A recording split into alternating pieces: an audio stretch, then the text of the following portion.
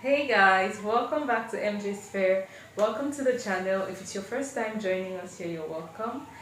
And I hope you stick around to watch till the end. If you're a returning subscriber, you're always welcome. And I do want to say a big thank you for always coming back to watch our videos. I do appreciate the love. I trust you're doing good. I know you've been good.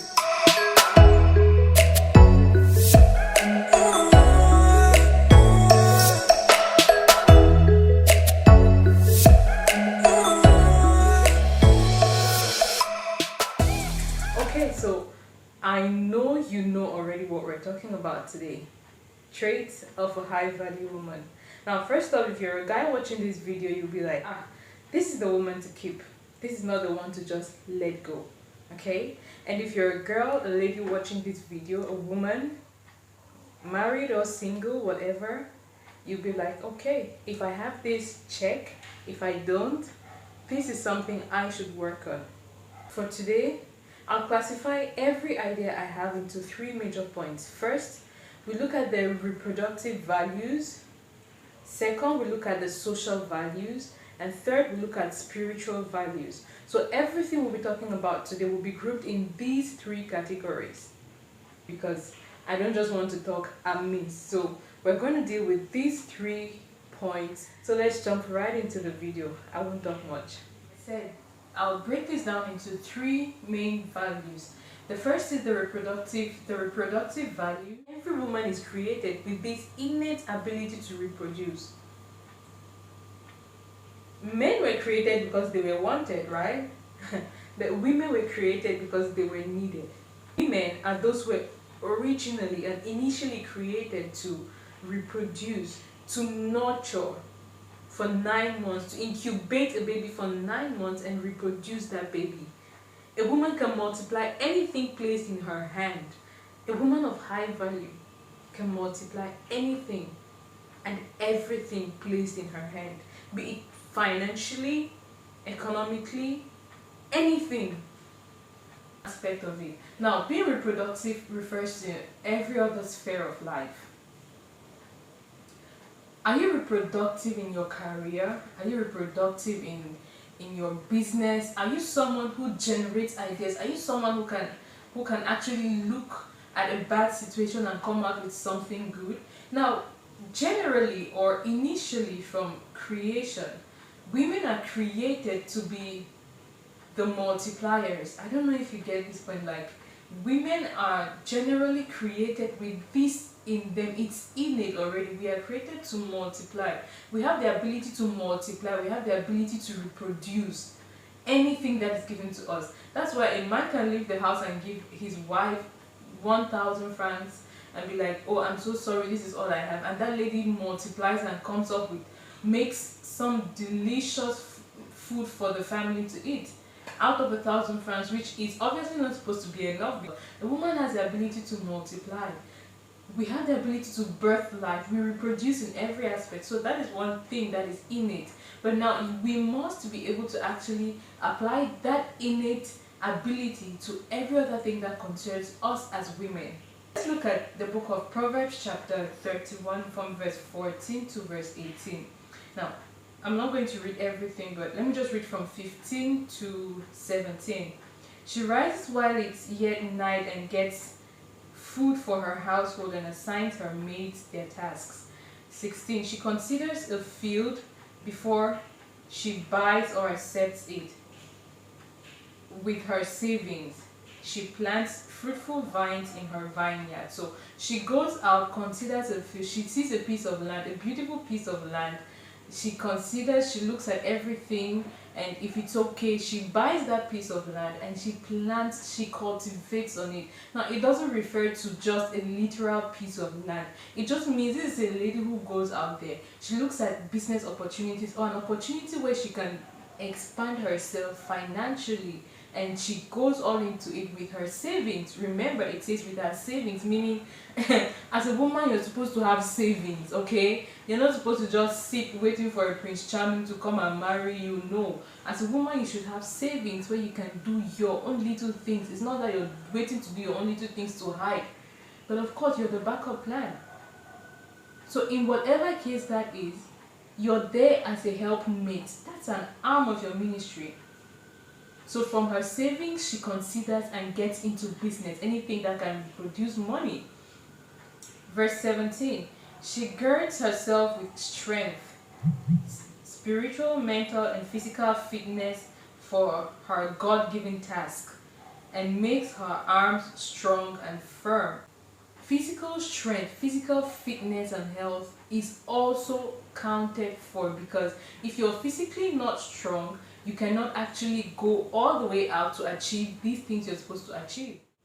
When I talk of reproductive values, first it also has to do with your health. It has to do with your well-being, your physical well-being. It has to do with your health habits. Like as a woman, what are your health habits? Do you look out for your health? Now, healthy has different definitions, but in my term, healthy means being fit, like for your physical body to be able to do what is expected, or to be able to carry on certain activities. You can work, you can supervise your job, you can be reproductive at any stage, okay? So it really doesn't, it's not a matter of age. I mean, there's practically no age for wellness and fitness, okay? There's practically no age to that. If your definition of being fit is going to the gym, okay, fine, that's by you. But if your body is physically not fit, if you're physically not strengthened and in good health, how then can you be reproductive, right? So of course, when you're in good health, then you can actually be more active. You can set goals and meet them. So look out for a woman who has good health habits. She knows exactly what she can eat, when she can caution herself. And in the Bible also does appreciate or mention the fact that our body should be in good health. We see that in the book of 3 John chapter 1 verse 2, where wishing that will be in good health even as our soul prospers. So your body should be in good health and prosper even as our soul prospers. Okay? So the first value is reproduction in every aspect. Health counts, because without health you don't have the strength nor energy to go about doing all this. Financial, reproduction, okay? So be reproductive. And of course, biologically, definitely everything will follow. We move over now to point number 2. Okay guys, so point number 2 is social values. So when we talk about social values, of course we're referring to your social skills, like how you react to situations, how you behave, and how you respond to certain things that happen to you.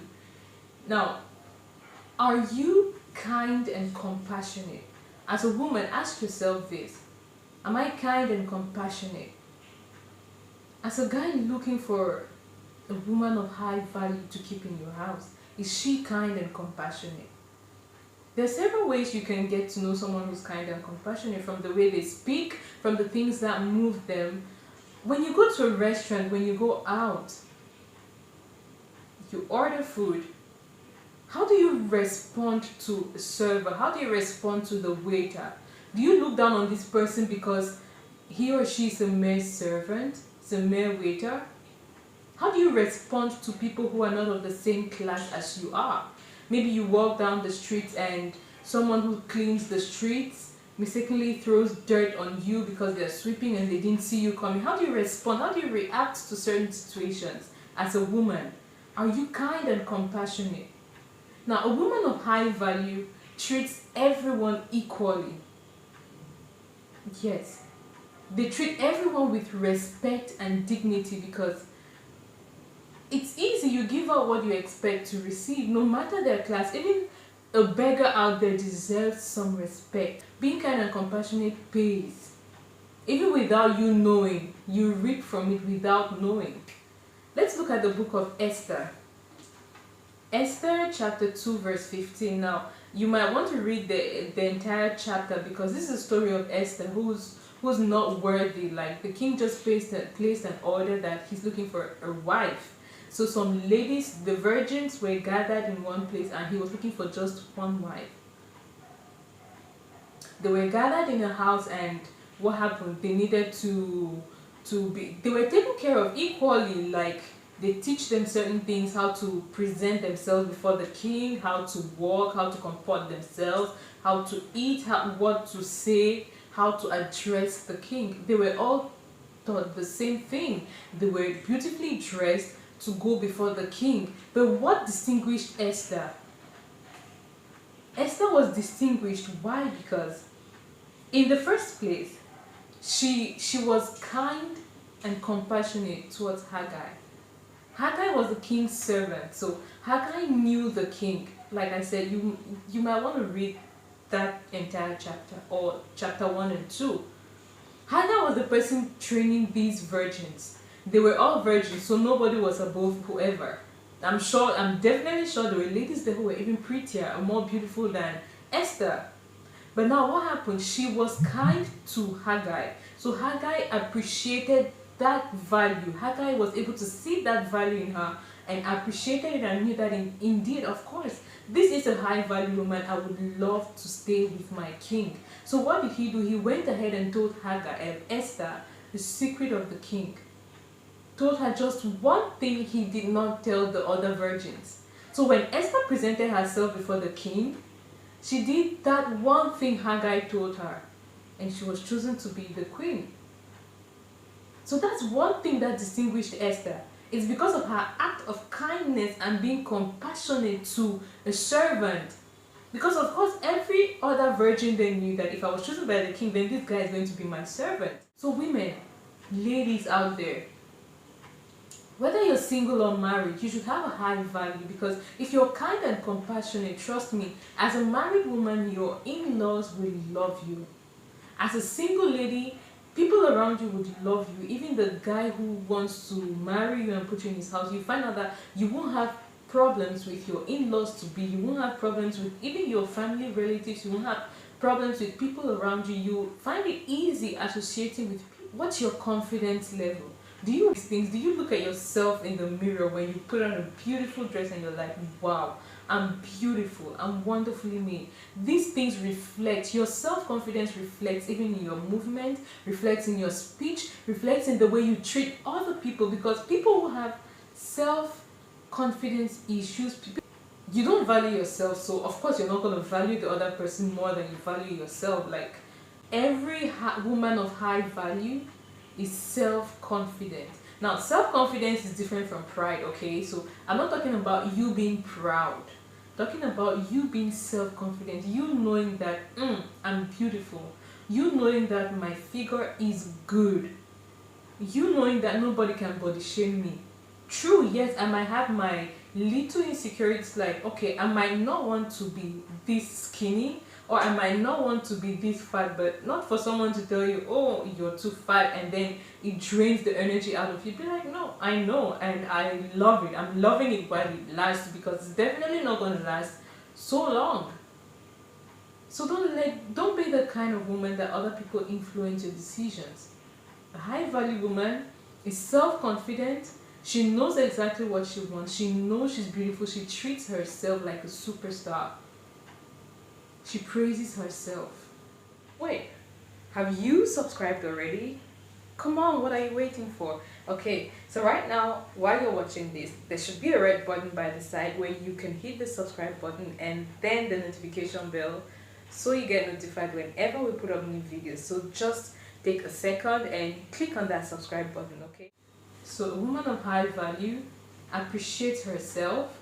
She's kind and compassionate. She knows her worth. I've done a video on self-worth. You might want to check it out. Also, a woman who is of high value, one thing you should look at under social values is she a committed person?